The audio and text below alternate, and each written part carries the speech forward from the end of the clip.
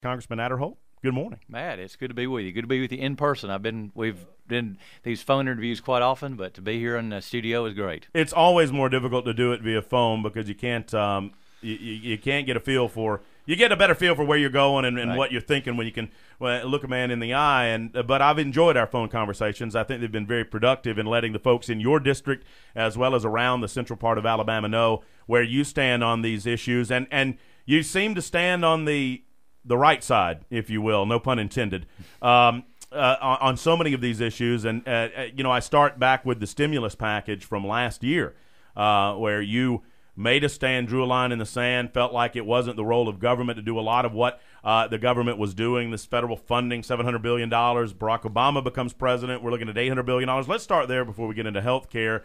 Joe Biden, the vice president, said he felt like the stimulus was working. I would suggest that maybe capitalism is working in spite of some of the things that government has done. What's your take on it? Well, first of all, have you seen the unemployment numbers that have just come out, which they're at a 26-year record high, and so it's I think that's important to know. So I think we've seen the statistics of somewhere 2.5 million jobs have been lost since the stimulus package has been passed. So and again, going back to what you said earlier, when I voted against the stimulus package that occurred back last fall, the reason that I thought there was a lot of other options that we could look at first before we did that kind of amount of spending. And but quite honestly, I was hearing from my constituents. I was hearing from people across the state, and they did not feel that was the best way to go. And there are so many other options on the table. And with that being the case, I voted against it, and I'm very proud of that vote even today. We've had a discussion for the past hour and 20 minutes, and we kind of had to shut off debate on it because of your appearance. Sometimes you never know what's going to strike a chord in the populace, and I'm sure that you feel the same way as you are able to get back home and have your town hall meetings and talk to the folks one-on-one. And we found out a few days ago that the president was planning on addressing the nation's school children. And you have your daughter here with you today.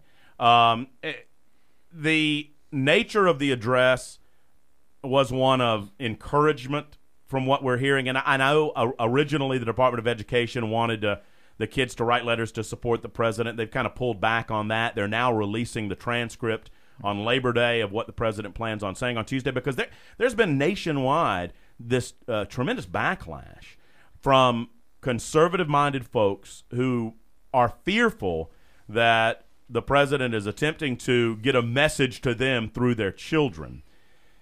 On its face, I don't have a problem. I mean, the president of the United States is just that. He's the president for all people. So I don't take issue with the president addressing the children. I take the position, let him say what he has to say, and then if he says something that we feel is perhaps untoward or he should not be saying, politicizing the event, then we can respond to it. What are your thoughts on the president wanting to address the kids? No, I think you did a nice summary of it. I think what it is, as far as the president coming in, and other presidents have, Reagan and Bush 41 have done this Right. type of thing. So this is not an unusual thing. I think right now, as you clearly pointed out in our discussion before we went on the air, is there's a lot of people that's just suspect right now because why is he doing this right now, especially in light of the health care debate that's going on, and so there's a lot of distrust.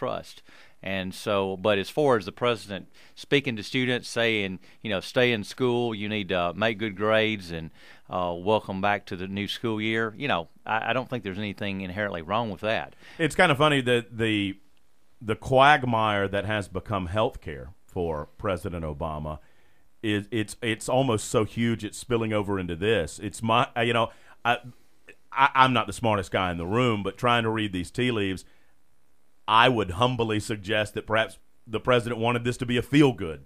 Get away from the health care debate, get away from the controversy that has generated, and just do a little feel-good thing right after Labor Day. Well, the controversy is so great, I don't think they can get away from the health care No, debate. you're exactly right. And one thing is, there's so many issues that we deal with in Washington, and it's been interesting how this issue has sort of risen to the top as far as an issue that's taken on a more of an emotional flavor than so many other issues has. I think because it is so personal with everyone, and so it takes on that emotional aspect of it. Healthcare is something that affects everybody. That's not something that affects only a certain percentage of the population, and I can feel for that person or whatever. But this is something that affects everybody, and that's why I think you're seeing such an outpour these town hall meetings across the country, and they're just really, it's very interesting how they're getting so much attention. Congressman Robert Aderholt is our guest. If you have a question or a comment, 944-1070 or 1-866-927-1070. If you can hear that downstairs, forgive. We've got the sports guys downstairs, and it's the first. Yesterday was the first day of football season, so we have to forgive them. Congressman, obviously, you've made your stand against this type of reform with the health care debate ongoing quite clear. For those who have missed it, where does Congressman Aderholt stand on the type of legislation that you have seen come into the halls of Congress? The one legislation that we've seen is H.R. 3200 is the bill that I have been opposed to. All the Alabama delegation has been opposed to it. Matter of fact, it's or at least that's the impression I'm getting even on the Democrat side.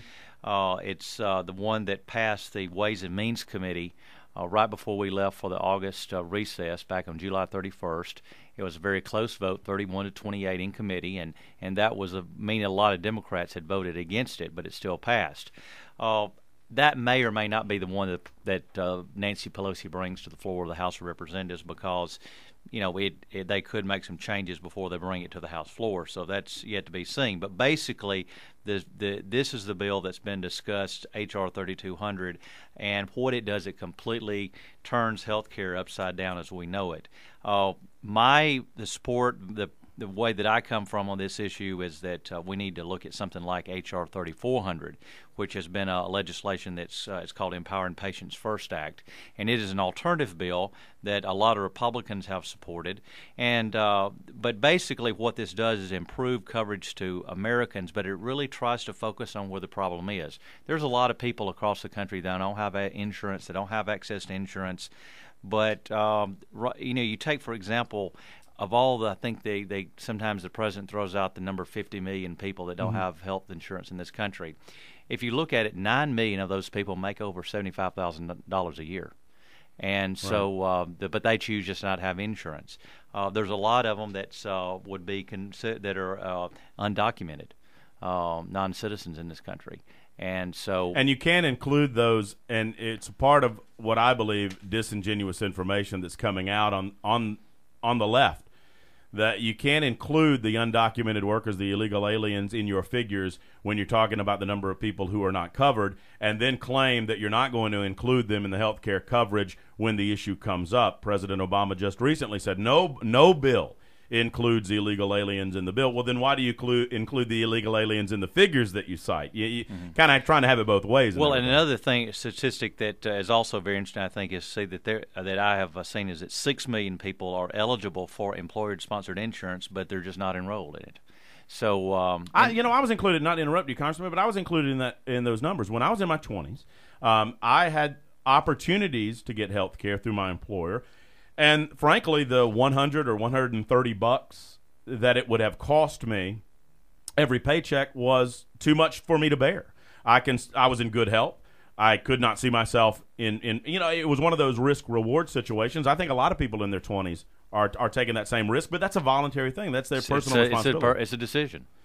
Congressman Robert Aderholt, our guest this morning, discussing primarily the Obama health care package, House Resolution number 3200. And you mentioned the 3400 bill. Why don't you think that more the accusation early on in the debate over health care, the public option, how much the government should be involved in this type of thing, oftentimes I heard that, the Republicans are just obstructionists. They're not trying to do anything positive to help folks.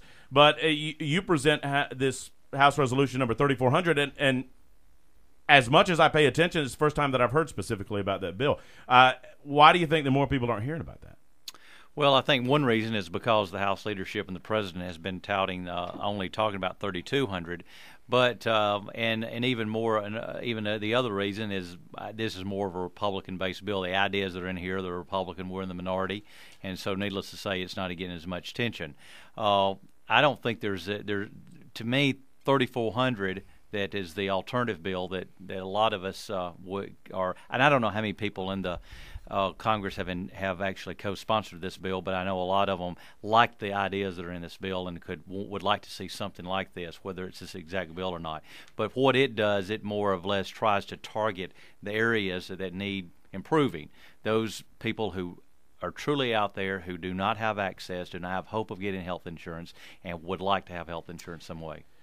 Let's talk about the government option for a moment. This has gotten the most attention at town hall meetings. I don't know about your specific experiences talking to your constituencies, but it seems, and rightly so, that the government option scares people more than really anything else. The White House has attempted to downplay it, saying that, look, this is just a small part of the bill, and even as recently as yesterday, we're hearing that they'll take it off the table if necessary, and they might believe that that is necessary. Why do you think it seems that folks are frightened by this possibility that government will take over their health care system or their health care coverage? Why does that strike people more than anything else? I think the main reason is because it really gets at the heart of the doctor-patient relationship. I think we here in America think we think, and we rightly so, we believe that the doctor-patient relationship is very important. I was talking to someone yesterday who was talking about going into a VA clinic. They see about 3% of the population right now, and if you've talked to anybody that's been to a VA clinic or a VA hospital, they don't always have the best reports. Not saying there's a lot of good people at the VA clinics, there's a lot of people at the VA hospitals that do a good job, but quite honestly, I guess I hear probably more of a disproportionate share of the people who are disenchanted with their experience there. But be that as it may, one thing that they mention is when they go to see a doctor there, they never see the same doctor. It's always a different doctor every time that sometimes the nurse or the other healthcare worker may be the same, but the doctor is always different. And here, we've built relationships with our doctors. I think a lot of people think that's important, and knowing a person's history. And so I think this public option thing opens it up to more of an idea like a veterans hospital type concept, where you would go in and take a number, and whoever's available to see you at that time would be your doctor for the day. And we have our statistics in this country is really phenomenal. We have a 50% greater chance of recovery from cancer than any other country in the world. If you're diagnosed with breast cancer within 3 weeks, you are starting your treatments. I think so many people value that. Of course, it is important, and it is great. So, again, that's why we don't need to completely throw out the current system and put in some kind of public option or something that would. And I think also they see the public option as something that would come in and try to most likely destroy the current system that we have with the private individuals, and it would cause a lot of maybe employers to say, well, the government, they can go on a government option, therefore it's just better for us just not trying to provide insurance for our employees. Also, a lot of insurance companies may not be able to compete. That I think with the public. One of the most telling things that I've read about this debate on health care came from none other than Michael Moore, the leftist documentarian, and I'm trying to be generous when I say documentarian. Sure. He was interviewed, and I may have said this to you the last time we talked on the Murphy Hotline, that Michael Moore was interviewed by Rolling Stone magazine along with Paul Krugman and a couple of other folks examining Barack Obama's first 6 months in office.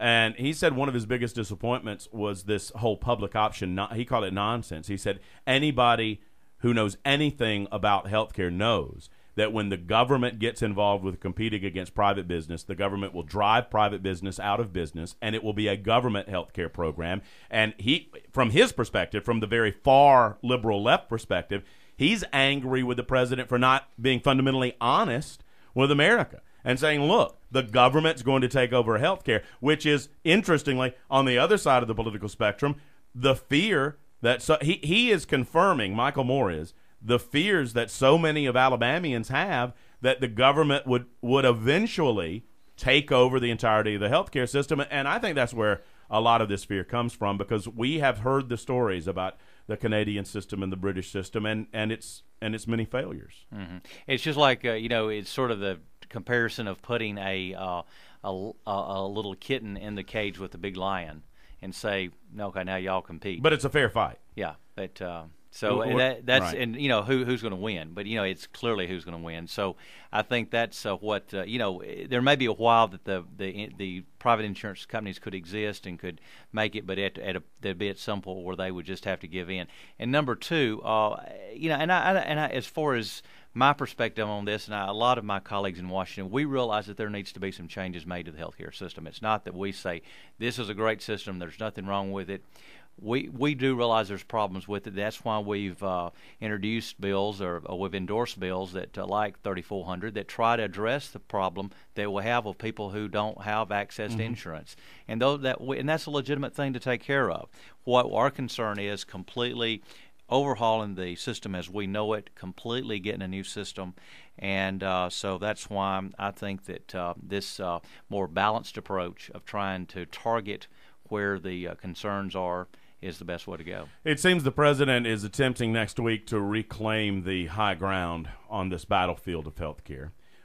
When you go back to Washington, D.C., you'll be greeted with a joint session of Congress. You and your fellow congressmen and senators will sit down, I guess, Wednesday night and listen to what the president has to say. He'll address the school kids Tuesday, and he'll be in the playground on Wednesday evening. Do you think this joint session is necessary? Or I guess a better way of asking it, what do you think the presidential purpose is here? Well, I think an issue of this issue has taken on such a high-profile issue that I think it's appropriate that the president wants to bring a joint session because this is the way this impacts so many Americans. Let him come with a proposal. Up to this point, right now he's not really come out with a proposal. He has let really the Democrat-led Congress come up with their own solutions or their own proposal, but usually the president comes forward with a bill or some type of legislation, and really the president's been really hard to nail down on what exactly he wants to see. Now, clearly he favors the Democrat congressional legislation and what is in that.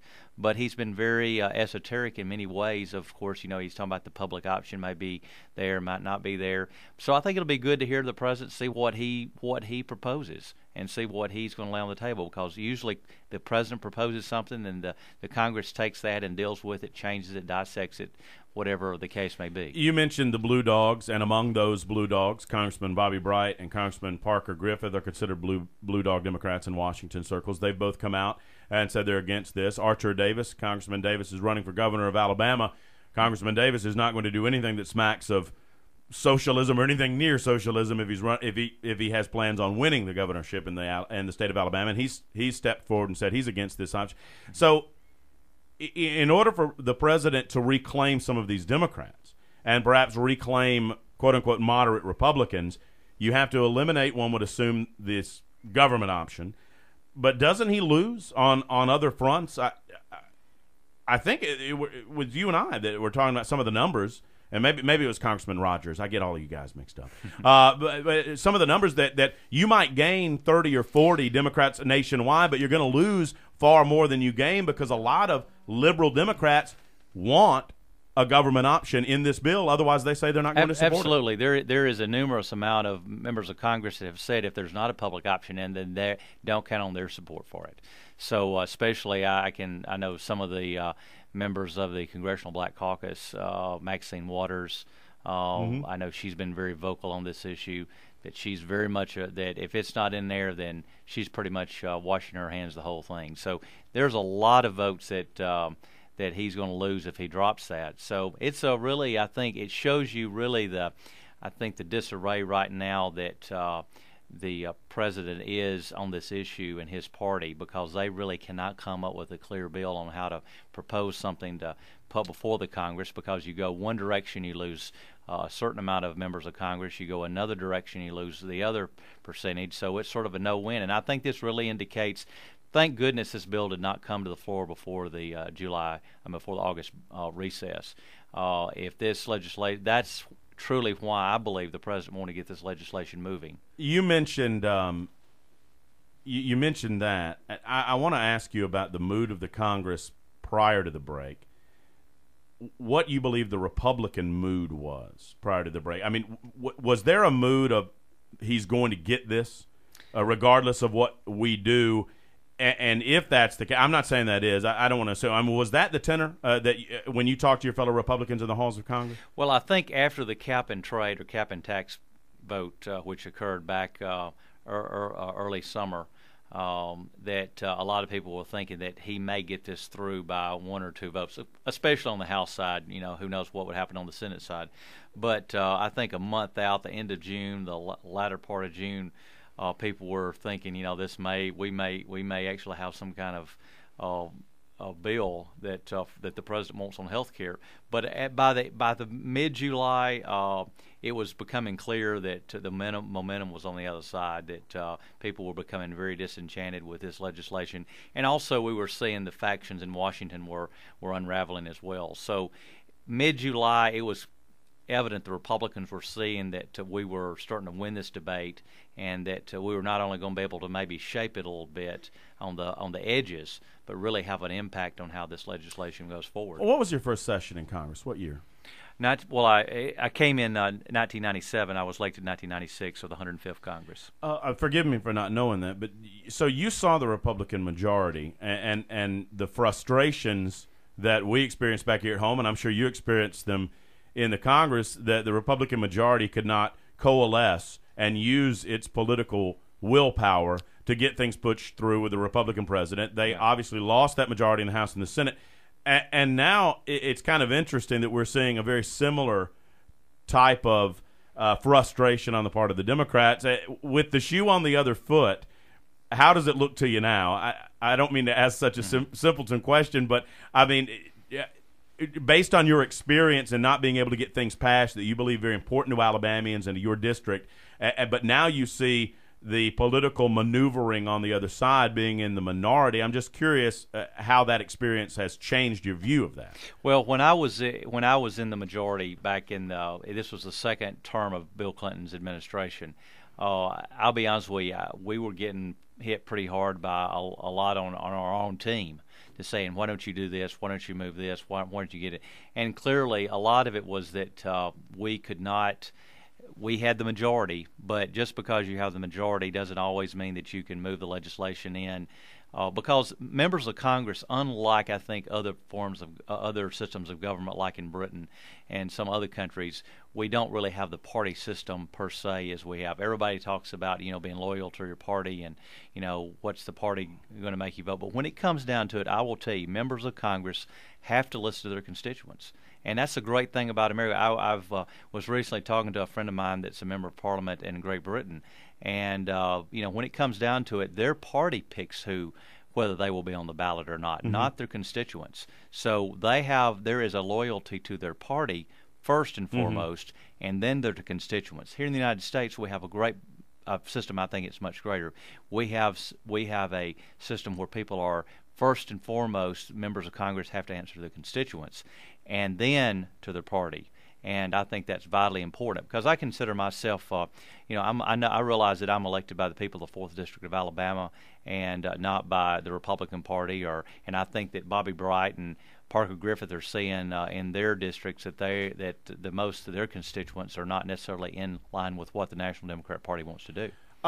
Speaking of that, 4th Congressional District, offhand, do you know roughly how many folks are in the 4th District? Somewhere 650, 700,000, which is pretty much a mirror image of all congressional districts across the country. Do you think that this has been a pet peeve of mine for some time now, and I hear it brought up from time to time? When the Founding Fathers originally conceived of the House of Representatives, it was just as you said. You directly represent the people that elect you, and the United States Senate was a collection of individuals representing the state. So you had the state body, and the 17th Amendment to the Constitution changed that just inherently, because now with direct election of senators, they're answerable to the people across the state rather than to the state legislatures themselves. Exactly. The House function really hasn't changed, except that it has grown just exponentially. And whereas Folks in the 1800s, congressmen such as yourself might have been representing 20 or 25,000, 30, 35,000 folks. Now you're representing hundreds of thousands of people. Have you ever thought about the concept of expanding the House of Representatives? Well, I think, of course, what happened in the history, and I'm not sure exactly, was in the early part of the 1900s as they capped it up at 435. Just because I think you get so large it becomes unworkable. Right. You become, you really can't have cohesion within the body. So I will tell you, 435, I believe, is about as large a body that you need.